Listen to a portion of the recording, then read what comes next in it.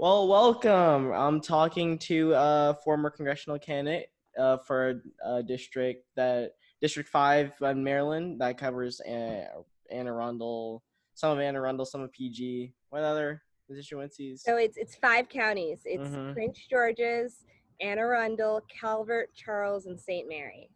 All right, all right. Yeah, so I'm here with Briana Urbina.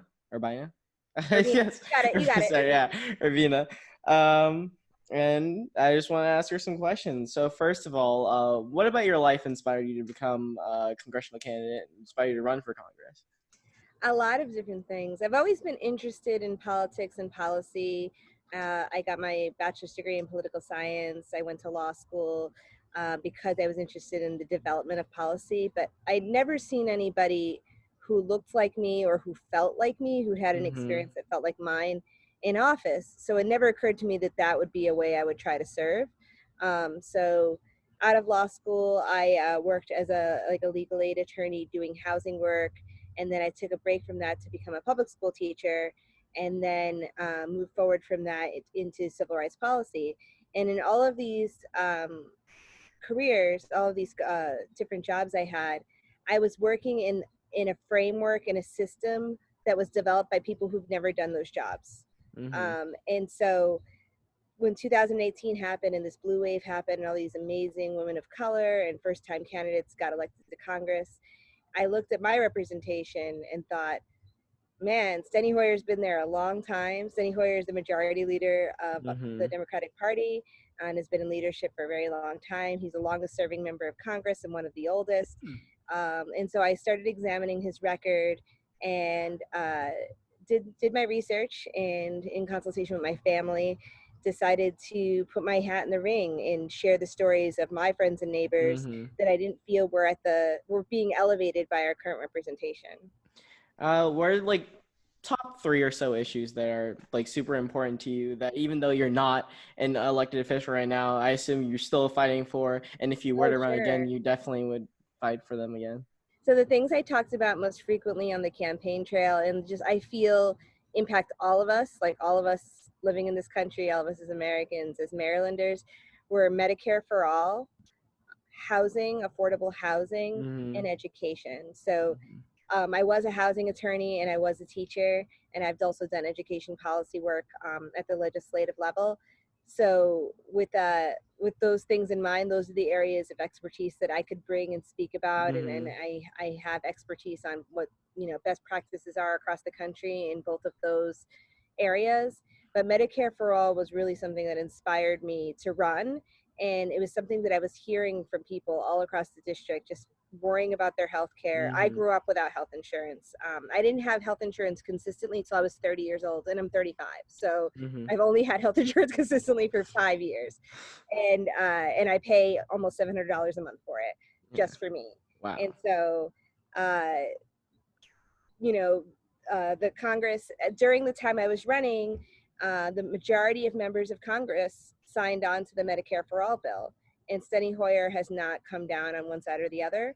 And so that was one of the driving issues that I was pushing him and pushing the Democratic leadership, and challenging people from our district to accept, because Mm-hmm. um, our district, Maryland's 5th district, Mm-hmm. we're DC adjacent and we're military base adjacent. We have two very prominent military bases in our district: Andrews Air Force Base, actually three, two, Andrews Air Force Base and Pax River Navy Base. And so we have a lot of federal employees and a lot of government contractors. And they are some of the most privileged people in America to have great health insurance that they work very hard for. And so Medicare for All was kind of a challenging Mm-hmm. discussion to have, because what it sounds like is I want to take away your good Your health government sponsored and then healthcare. give it to Yeah. someone else. Mm-hmm. And what I had the opportunity to do when we were knocking on doors is really explain how the bill works, that it's not free healthcare. You actually still have to pay for it. Low income people wouldn't have to pay for it, but middle income families like mine would still have to pay for it. But the difference is I would be paying $500 less. $500 that I could be spending Mm-hmm. saving for my child's college, $500 that I could be spending starting a business, $500 that I could be spending in a variety of ways that are more beneficial to society than giving it to a Mhm. health insurance company that's a for-profit entity.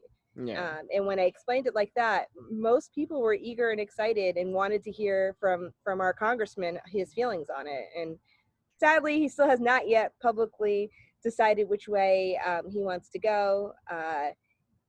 His mindset when I sat down and spoke with him was that in leadership he doesn't want to lean one way or the other because he doesn't want to alienate any members of the party. Mhm. And that is a different style of leadership than the kind that I expect and the kind that I see in every other level of society. I couldn't imagine being a teacher and leading a class and saying, like, I don't want to upset any students, so we're just Yeah. not going to learn today. I think leadership should be like setting the agenda, Mhm. and it should be informed by the fact that the majority of the caucus supports the bill, and Mhm. move forward with with strong fervor towards our national priorities. And I understand where he's coming from, and he's doing things the way things have always been done, and it has served us in the past. Mhm. But those were the things that were really driving my run and driving the conversations I was having every day on the campaign trail. We've talked a lot about, just like as a country, especially with the recent presidential and law elections recently, about the idea of Medicare for all. But I'm super curious about your expertise in the terms of education, right? Because that's Sure. something that we don't mention as much as Medicare for all. Although, if you're talking about pure impact, right, education Yeah. reform is probably dwarfs it, maybe. Yeah, definitely. I'm going to plug in my headphones just because Yeah. sound sounds a little distant on my end. Um, okay. So, my areas of expertise in education policy are really centered in equity. I was a teacher through Teach for America, and I taught in Southeast DC. I actually volunteered to teach special education in Ward 8 in Southeast DC, the poorest zip code Mm-hmm. in the nation's capital. And I actually didn't know that that wasn't a thing that other people weren't going to be competing for. I really thought that if I said that specific thing, that they wouldn't give it to me, and that they'd be like, "Oh, this girl is being too picky and bougie." But no, they were really excited that someone wanted their jobs. It's not a job that is it's a community that lacks Mm-hmm. teachers and lacks dedicated people who want to be there. So um, the areas around equity that I've learned about and that I've researched and worked on when I worked for Muriel Bowser after my teaching career Mm-hmm. relate to funding formulas that promote students who need more money. Um, Mm-hmm.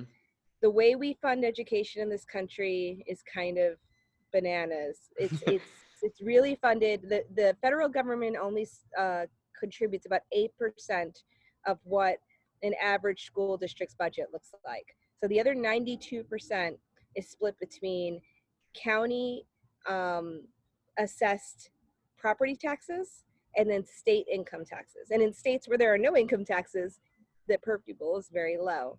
Um, so in here in Prince George's County, we have very high property taxes. It's one of the wealthiest counties in the United States. Mm-hmm. Um, but one of the interesting things about how Prince George's functions is that it receives, because it's a wealthy county, many of the wealthy families send their kids to private school. So the district is overpopulated with students who are high need, who can't afford public school. And the county has changed dramatically just in the last few years that I've lived here. We're serving more immigrants, more English language learners. We have more young families starting families here, which means we have younger parents and young children. Young children require more attention and have a Mm-hmm. smaller class student teacher ratio than older children. So the district has had to adjust to a new dynamic. And uh, like I said, the district is primarily composed of the poorest Black and brown students in the county, because anyone who is of a certain economic threshold is most likely putting their child in a private school. Um, the areas in Prince George's County, just to use Prince George's as an example, um, that that have the highest need have the lowest property taxes because it serves the lowest income people. You have a lot of apartments, you have a lot Mm-hmm. of single family homes with multiple families living in them, Mm-hmm. uh, which uh, doesn't account for about if a single family home is expected to produce maybe 2 or 3 students to a school, but 4 families are living there, the property tax doesn't actually spread across and actually adequately fund um, education. So something that I would love to see is kind of an equalizing across the federal government of resources that are distributed in both rural and in urban school districts to offset the differences in the way counties and states fund their schools. Maryland is also actually struggling with this on the state level right now, and they were really headed in the right direction with a bill called Kerwin. And now, given the coronavirus and how that's impacted the economy, it's really up in the air as to whether or not it's going to move forward. Um, but this is not something, this is something that's so highly technical and so wonkish. And my campaign manager, if he was watching this podcast right now, would be dying. To the weeds. I mean, I find it super like interesting. I think you're very intelligent. I think you know what you're talking about. Thank you. But yeah, what I it's not want in something my, that comes out in a soundbite. yeah. Really good. Like I could say, like, you know, smaller class sizes or standardized tests and so on. But all of these things have meaning, and they come from somewhere. And I got to have really great conversations. My first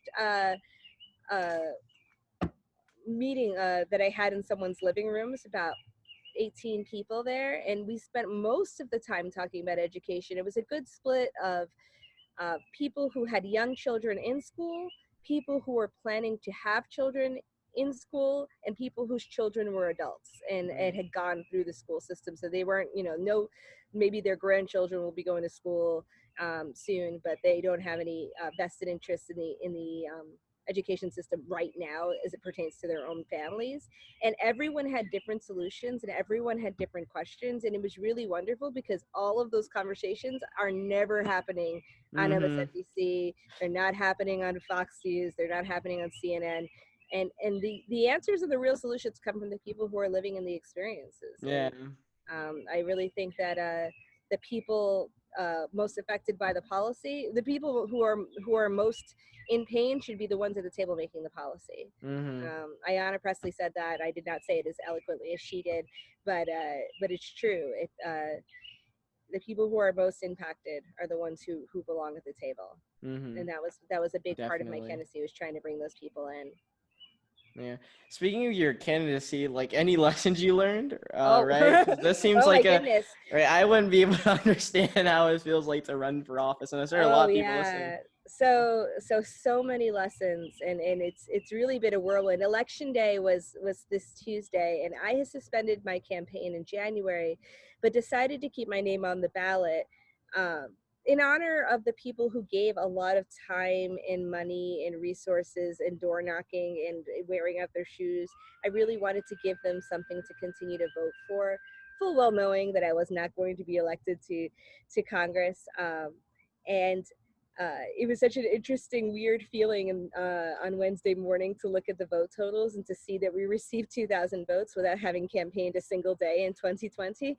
So that was a fascinating experience, and it's given me a lot of time to reflect and be introspective on the lessons I've learned. So I started out too big and thought that we were going to be a presidential campaign. I think I've watched a little bit too much West Wing right at the go, and so we spent a lot of money very quickly, and that money should have been saved for when it really matters, closer to the election. So I really wanted to have flashy stuff that I thought would get people's attention, and I really wish I hadn't wasted the money that way. And I listened to a lot of people who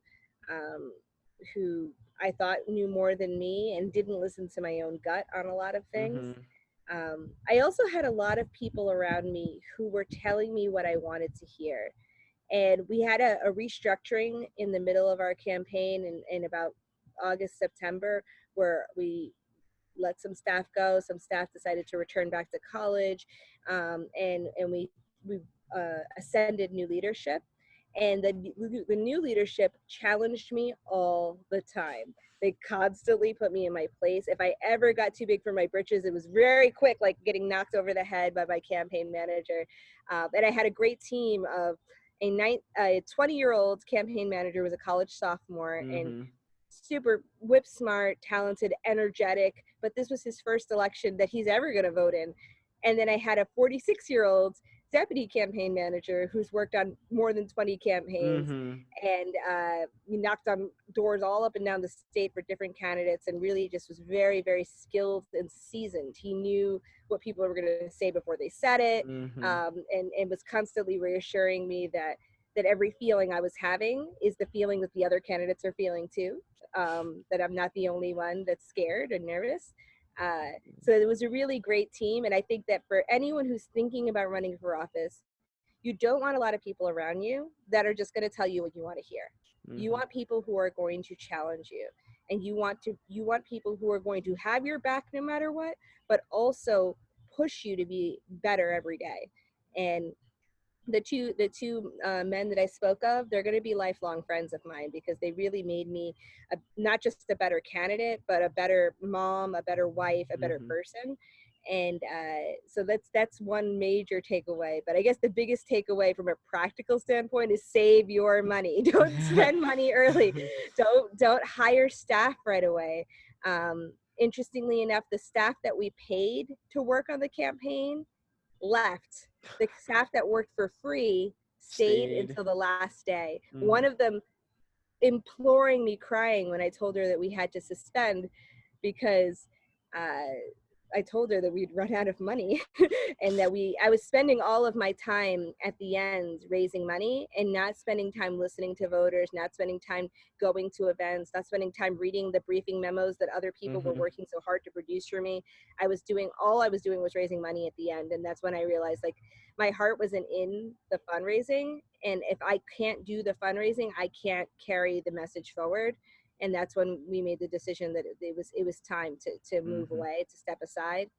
um, but the staff that didn't get paid were the staff that were the most loyal, the hardest working. The staff that got paid did Mhm. not stick through to the end. So they were interested in the idea of my candidacy. They were not interested And the in actual grit, me the or actual work. policy. Yeah. Yeah, the actual work, or me, or the policy. Mhm. So that's the biggest advice. Don't spend money. But the more moral advice, the more encouraging advice is that it's a team sport. I heard somebody at a training once say that you think that the candidate is the quarterback of the team. The quarterback is the campaign manager. The candidate is the football. Mhm. You are not in charge. You really need to trust that your campaign manager is throwing you in the right direction. Um, and that trust can only be earned through really hard work and extreme dedication, and you can't pay for it. You Mhm. can't buy someone's trust. And so uh, I do plan on running for office again, and I already made it clear to my campaign manager wants to help me again. That I was like, no one's getting paid this time. We're going to spend all the money on signs and literature. No one's getting paid. And he agreed with that, because he supports me and supports that I am dedicated to the cause. Yeah, I as in my major at Carnegie Mellon, behavioral economics, I spend a lot of time looking at decision making, especially when we're talking about groups, like groups of people, Hmm. or like a decision body, so like an executive, or especially politicians, especially those Hmm. level of decision makers. And I find that, like, at least in my opinion, the best ones are ones that are able to kind of amalgamate a lot of different perspectives and people Hmm. that don't see eye to eye, and just like in order to make the best decisions over time, For right? sure. And So, oh, go ahead. I'm oh sorry. no, and yeah, that was I was just saying, like, and that's like one of the things I look for when I am going to the voting booth, or at least this would be like my first time. This was my first time actually voting. Congratulations. It's Yeah, such an yeah. amazing time. It's such an overwhelming time, right? Like, things are moving so fast and potentially in the wrong direction. Um, I first voted in the 2004 presidential election, was my first election. So that was Kerry v. Bush. Mhm. And it was pretty obvious to everyone but me in the month before, like, at the October surprise, was that I don't know if you're even old enough to know about this. There used to be this thing, it was like a thermometer on television that said what the terror threat level was for What? terrorism. And it was literally on the news every day. There was the thermometer and it had different colors. And so it was never zero. It was always like there's terrorists lurking behind the corner. And so the terror threat level rose from orange to red in October of 2004, meaning that a terrorist attack was imminent and going to happen immediately. And this was just an arbitrary thing that the Bush administration made up. It was not based on anything at all. Mm-hmm. And they got rid of it as soon as Bush was out because it was just a thing to Yeah. keep people scared in their homes. But when it jumped up maybe 2 weeks before election, and everyone was like, "We're on red. We left orange. We're on red." And everyone but me knew that that Bush was going to get reelected because nobody wanted to transition power when we were on red. And I voted so excited on that election day, and that night as the returns came in, I was heartbroken.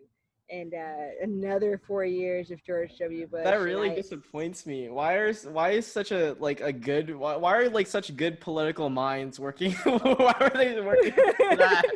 Like, wow. well, it's funny Imagine. because there were some great political minds in the Bush administration, but they had some nefarious motives. Yeah. So to Like come up with a imagine. thermometer on Yeah. the news. Imagine if they put those minds to like good use, right? Oh yeah, definitely, definitely. There's some brilliant people. Like you can't question the intelligence of a Colin Powell or of a Don Rumsfeld or John Ashcroft. These were not dummies, but they definitely had an agenda and they executed it. They And did. Bush was kind of a prop along the way.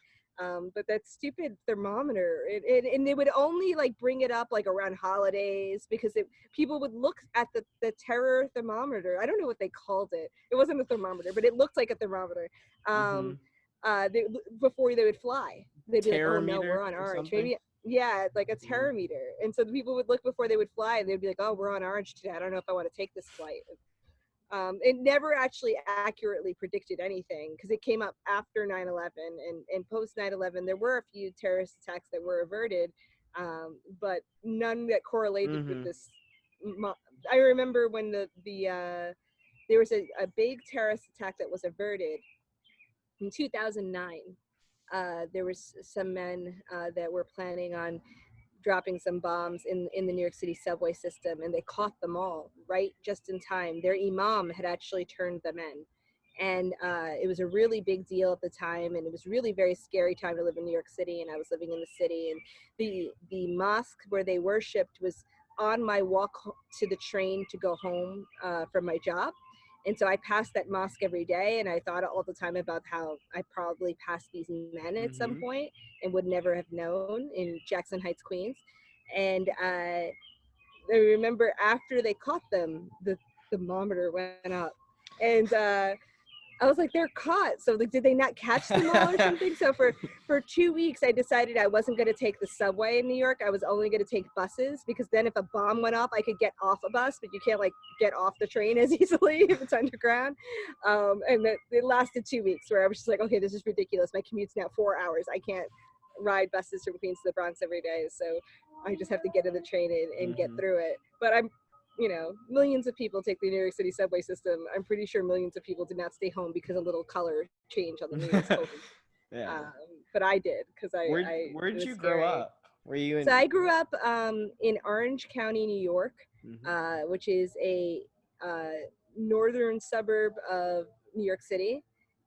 It's kind of an interesting place because it's very similar to Prince George's County, Maryland, in the way it looks and Mm-hmm. its racial makeup.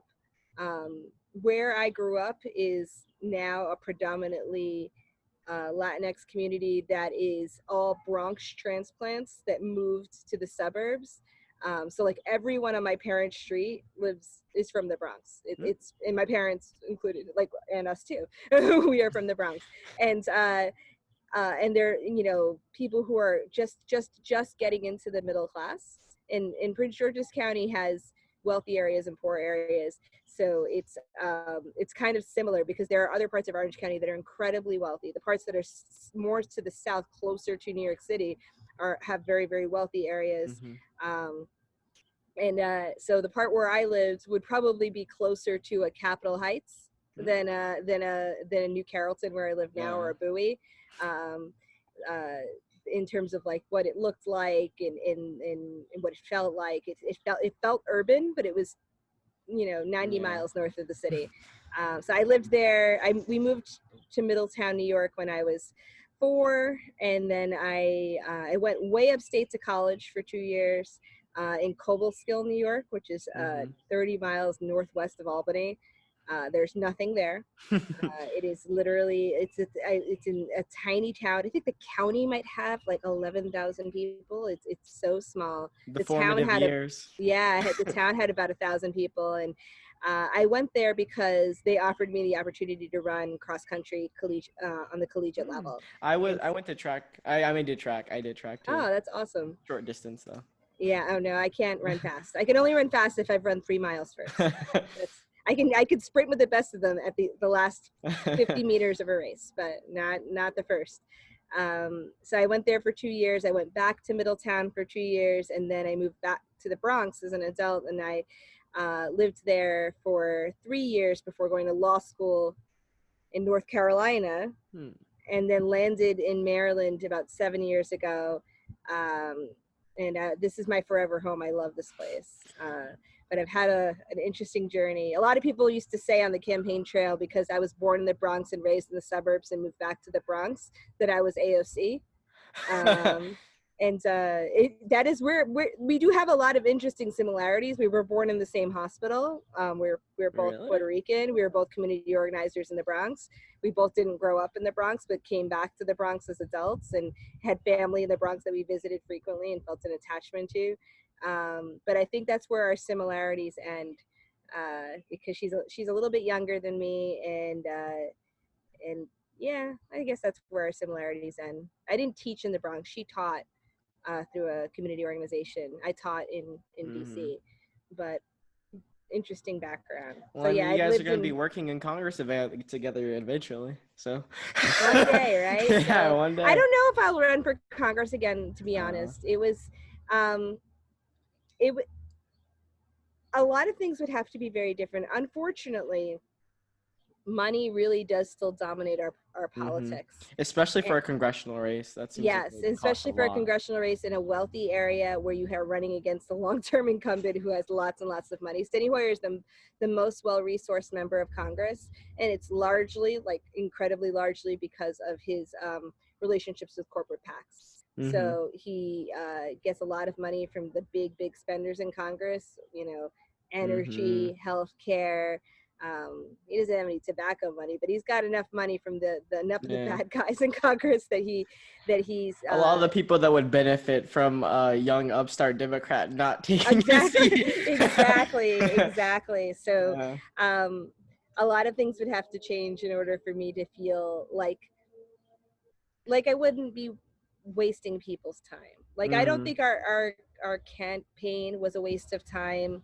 I think that everyone who is a part of it can walk away with something that they've learned about themselves and about the district and about policy and how the sausage gets made.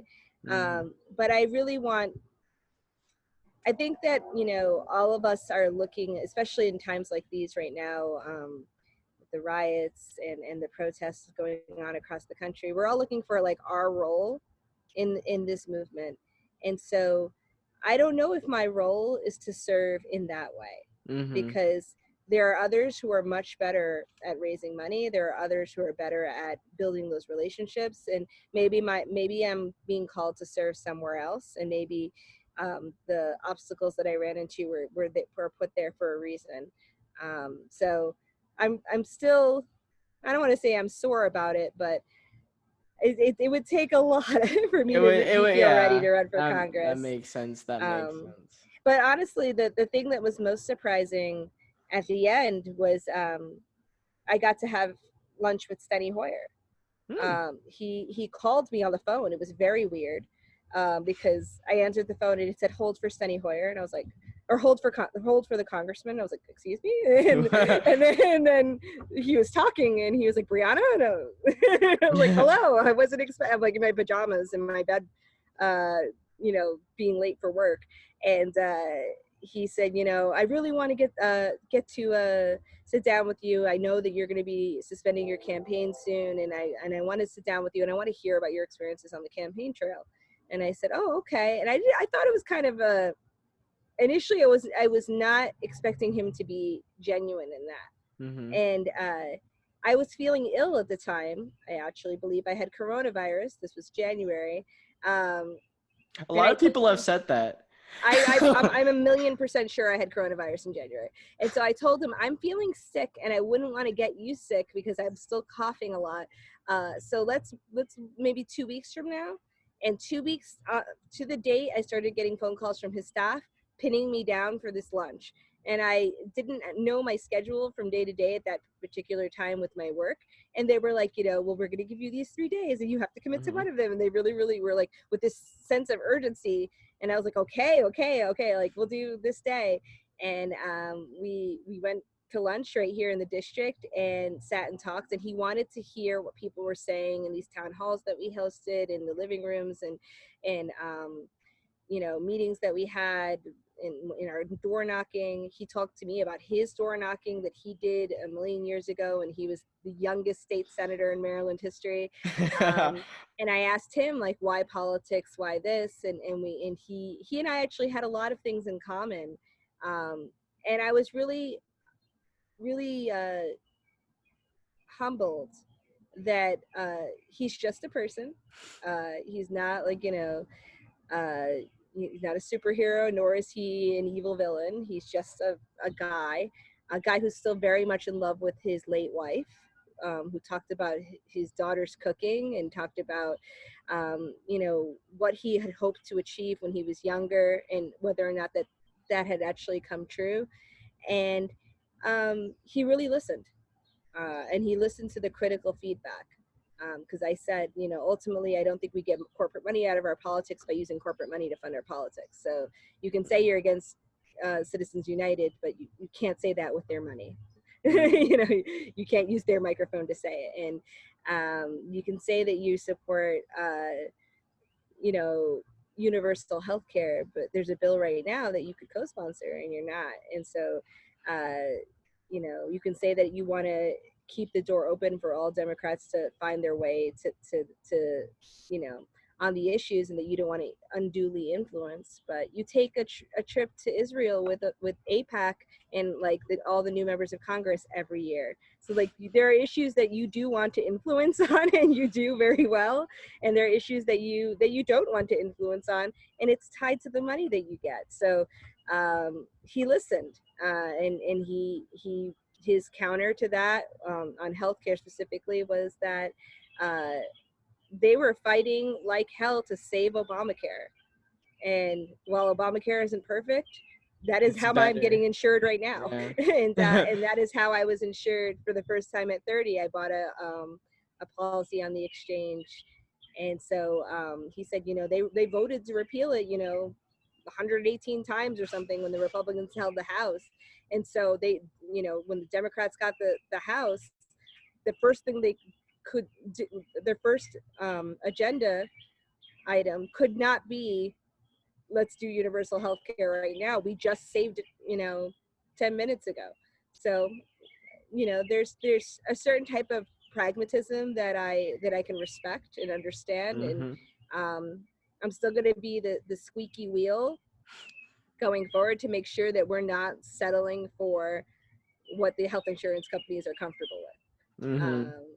That we're still pushing towards justice. I love Cory Booker always uses the word justice in like every sentence, no matter what he's talking about. But that is totally like my mindset as well. I think healthcare is justice. I think education is justice. I think clean air is justice. And so if we're not working towards justice, then do we want to be on the other side of that? Like, it doesn't look so great. We have a president right now who's like anti-justice. Like that's his mindset. He does not like to be told that there are laws that apply to him. Descriptions of bad leaders. Yeah, exactly. Yeah. um, It's so bad, so bad. all right. So let's get to current events. Sure. Yeah. So I don't know. Like, unless you're under a rock, or I don't know, you haven't been on the news slash you've been in general as like the proverbially everyone, right? Unless you've Mm-hmm. been like, I don't know, like in your basement for the Mm-hmm. last 2 weeks, or probably a week or so. A little over a week ish. Yeah. Around a week, around that, yeah. I think And last night was the seventh night of yeah, protest. so about a week. So Yeah. yeah, you know about the protests, you know about Yes. the murder of George Floyd, you know about especially that this isn't just a singular event. This is a series, Mm-hmm. another point in a series of events have led up Mm-hmm. to this, cycles and cycles of similar events happening. So I don't know. How do you think we should like actually take all this enthusiasm and push it towards change? Anything you I critique? like the way you framed that question. It's been a very heavy week. I told somebody the other day I feel like Black people should have got the week off, like paid time off, like no matter what, like where your job is, even if you don't have a job, they should just cut you an unemployment check or something, like just for this week. Because it was hard. It was very like the beginning of the week. I was feeling it, like it was dragging me down. Um, I have a son with special needs who's 12 years old and emotionally functions more like a 6 to 8 year old child, depending on the issue. So, but he's going to be 13 this summer, and he's still really tiny. He hasn't hit that growth spurt yet, so he still looks like he's about 9, but he's going to be 13. So we need to prepare him for a world that sees him as a 13-year-old boy and doesn't know his cognitive Mm-hmm. limitations at this time. And so we watched the news as a family on Sunday night at dinner, and um, I asked him what, like, describe to me what you're seeing and what it looks like, what do you think is about, and then to start the conversation, I asked him, do you think that the police kill more Black people or more white people, and why? And he said more Black people. And I said, why do you think that? And he said, I don't know, because they're afraid of us. And it was just like heartbreaking but also salient, like it's exactly Mm-hmm. right. And I was like, yep, that's exactly right. And so we told him what happened to George Floyd. We chose as a family not to show him the video. Mm-hmm. It was just, honestly, I regret having watched it myself. It was so gruesome. um, and we explained, using language he could understand, which sounds so horrible, that you have to talk to someone on this level about these types of things. About Mm-hmm. the expectation is that people will think that you're a bad boy and not a good boy, like a good boy who loves his parents and loves his school. Somebody might think that you're a bad boy and that you could hurt them even though you're much smaller than them. And so how to behave and all those things. And it got me thinking, and I have a friend who I'm going to start an endeavor with about like how these things happen and how we can use data better to stop them. Because Mm-hmm.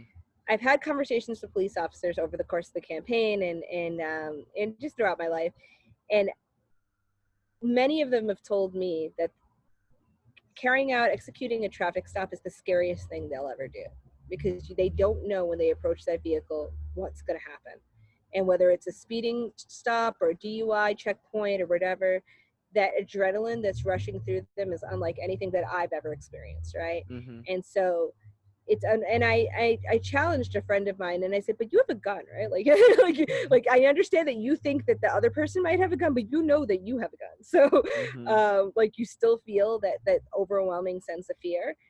And this was a female officer who told me, yes, I still feel that overwhelming sense of fear every single time. It's a very scary thing. And I don't think we pay officers enough. I think it's a very hard job. I think it's a job that's worthy of respect. Mm-hmm. Um, but my friend and I were talking and saying, I wonder how many officers actually get injured or killed executing a traffic stop.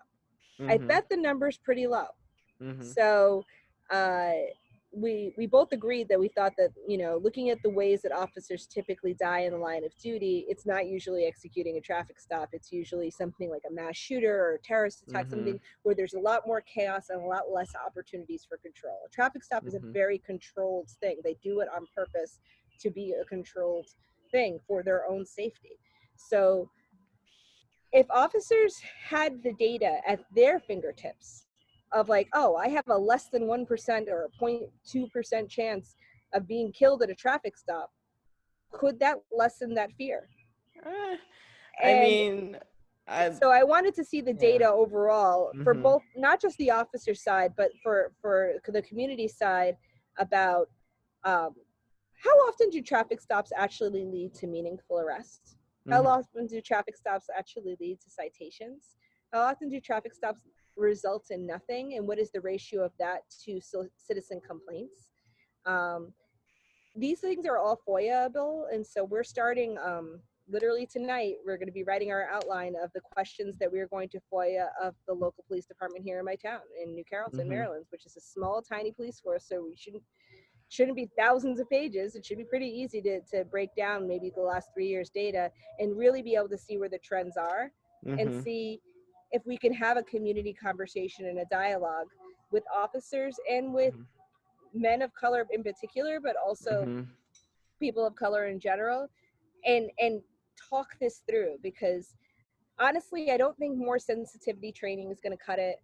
I don't think Mhm. more Black Lives Matter t-shirts are going to do it. I don't think Mhm. officers taking a knee and putting it on Instagram is the solution, or blacking out your Instagram photo is the solution. I've heard a lot of talk this week from white allies with the best of intentions, and other people who are just being performative, talking about their privilege. I feel like the term white privilege is on the news like every 2 seconds. Somebody acknowledging their privilege. And while I am happy that people are becoming aware and becoming informed, I don't want this performative Mhm. show of support. I want to see meaningful change in action. And for me, I think the first thing we can do is examine how these things occur at a macro level, and Mhm. then break it down to, it can't be controlled for the, 100%, right? Like, there's always going to be the quote unquote bad apples, but I Mhm. also think policing attracts people who are prone to violence. Mhm. But I think that if we could get the fear out of the minds of the people who do something that don't have that full intent. Not talking about Mhm. the officer in the George Floyd case, but I'm talking about other officers who, like in the Tamir Rice case, right? Mhm. Why did he jump out of the car and shoot this kid? Why was that the thing he thought to do? Why didn't he think to do Yeah. anything else? Like, get out of the car, say something. This is a kid, a little kid. Um, you know, but if he really knew that the chances that he was going to get shot by a random little kid in a park was Mhm. probably zero. I imagine there's been zero deaths of police officers being shot by 11-year-old kids in a park. Um, then we can train our officers better to respond better to that fear and that adrenaline. Because Mhm. some of that is biological. Some of that, people don't make great decisions when their hormones are surging in that way. It happens in the Mhm. military, and it happens to police officers. Um, That's one of the reasons why I am skeptical that a kind of I love like the idea that like just getting data and figuring out how this is working and figuring out how like just the nuances of the issue, and mhm, for policymakers on both like just the political, like just politicians, as well as like just community leaders and their mhm, decision making. I'm less convinced that like the data on, let's say, traffic stops would make a police officer more or less fearful, because we see this in other areas, right? Not necessarily in the area of race, but something like shark attacks. That's the yeah, classic example, right? We all know that sharks, even if they're near you or like they see you, they're probably not going to attack you unless like they're super hungry, or like you've shown aggression or something like that. yeah, And you're bleeding.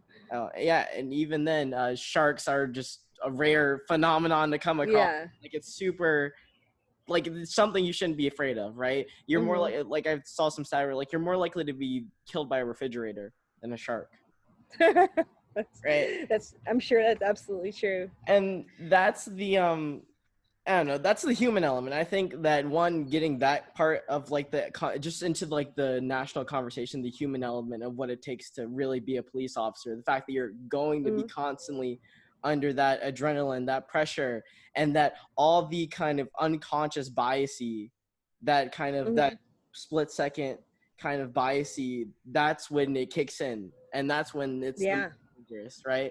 And so kind of maybe not like if we could find a way to just prevent that kind of moment of emotion slash fear to come out, that'd be great. But I'm more of on the how do we kind of limit the damage that they can do, one, and two, how do we get cops that have already shown to kind of have these very bad kind of Instincts, connection biases. Yeah. instincts, Yeah. yeah, like that soft, that like nuance, like soft things in the back of their heads. Like how do we like, repeat offenders essentially, how do we make sure they don't put on a uniform again and they're not making So those. the other thing that's a part of the idea, and like we're going to be working more on this concept, is I think very very strong transparency and accountability measures have to be in place, and police always resist these. And why are you resisting them if you don't have anything to hide? So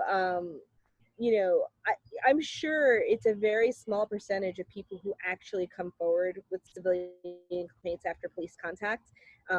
But it should be known, it should be publicly posted Mm-hmm. if someone has a civilian complaint, especially if it's for something like false arrest or assault or something like that. These people it should be known.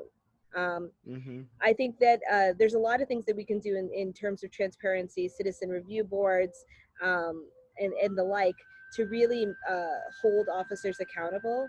And I do understand, like it's a stressful job, and mistakes happen, but mistakes don't look like using a weapon to arrest Mm-hmm. someone Yeah. unnecessarily who's unarmed. Mistakes definitely don't result in death. Um, Mm-hmm. you know, so there's definitely ways that we could train around some of these issues, and then other things that can be done to hold officers accountable.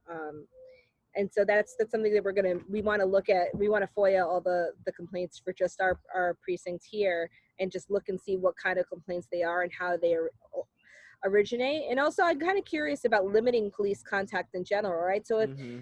to use round numbers that are based literally on nothing, if uh, if an officer conducts 100 traffic stops and only issues 30 citations and one arrest results from them, is that the best use of that officer's time? Mm. Is That makes. that how we're getting? If we find out that more arrests come from 911 calls than from traffic stops, then maybe traffic stops is not the best use of that time, and we have traffic cops whose job is to monitor traffic, or we use cameras and other things that cameras don't have bias. They catch me all the time. Mm-hmm. 295 all the time. Just we'll get, yeah, They you're right, just get more cameras and then just have, yeah, yeah. yeah, cameras don't have bias. They know my license plate. As much as I feel like they're like just following me, I imagine anyone who gets to 52 miles an hour on that one stretch of 295 knows exactly what I'm talking about.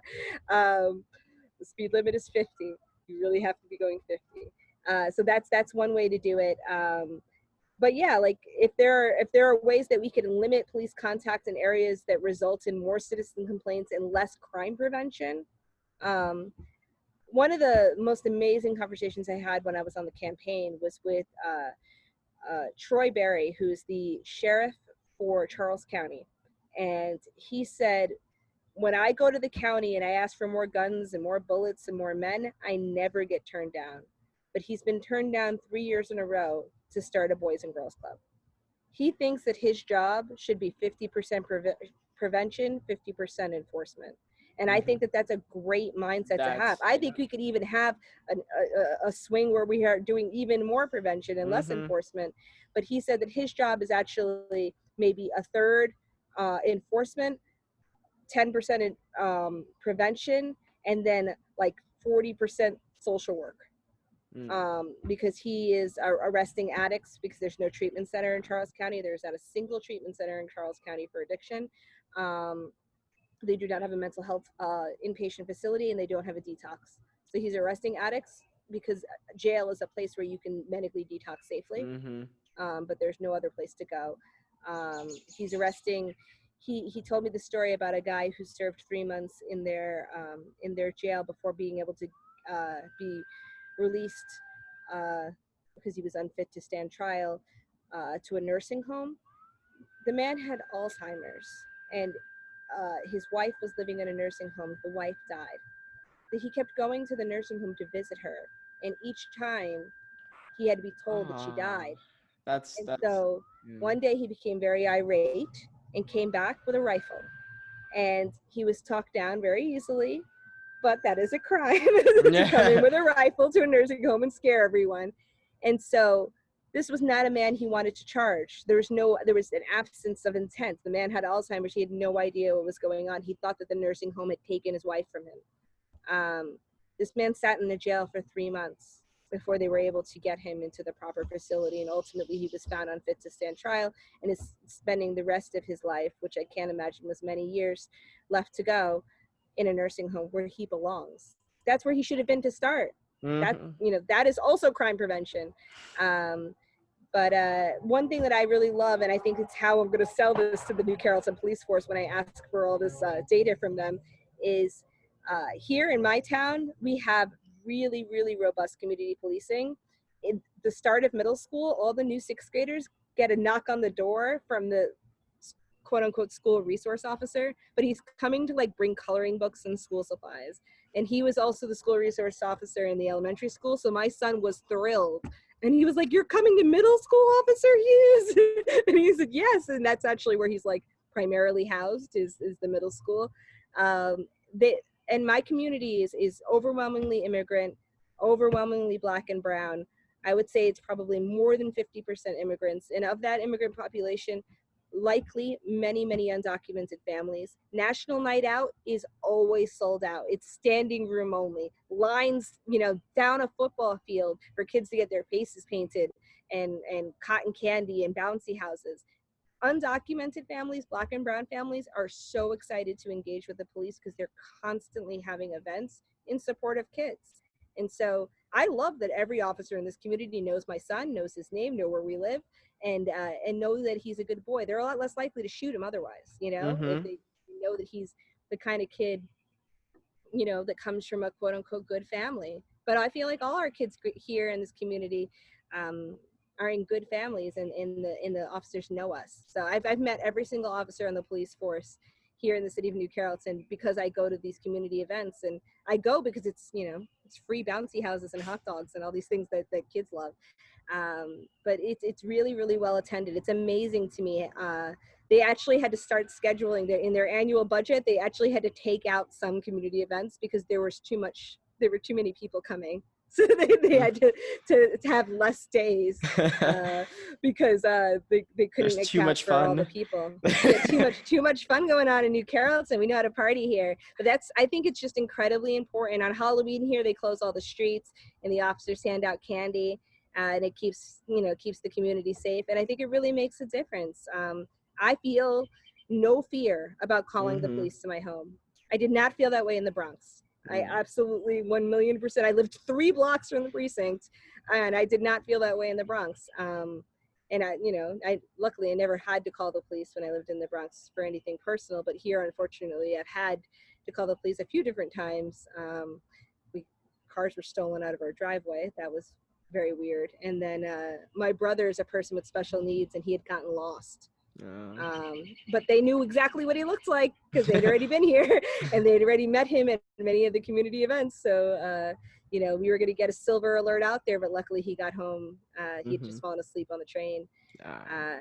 That kind of stuff is really important. I think that really saves lives. I think it makes a difference. I think it's good crime prevention. My son wants to be a police officer. He loves Officer Hughes, and it made that conversation we had last Sunday all the more difficult. Mm-hmm. And so Yeah. and the way I had to explain it to him is, the officers here in New Carrollton, they know you and they know that you're a good boy, and they know your moms and they know this house and they know your dog and Mm-hmm. so on. But wherever you go, not everyone's going to know who you are. But what they are going to know is that you're Black. Mm-hmm. And for some people, that is something that makes them afraid. Mm-hmm. And for some people, it is something that means nothing at all. Mm-hmm. We live in a majority Black community, Prince George's County, blackest counties on the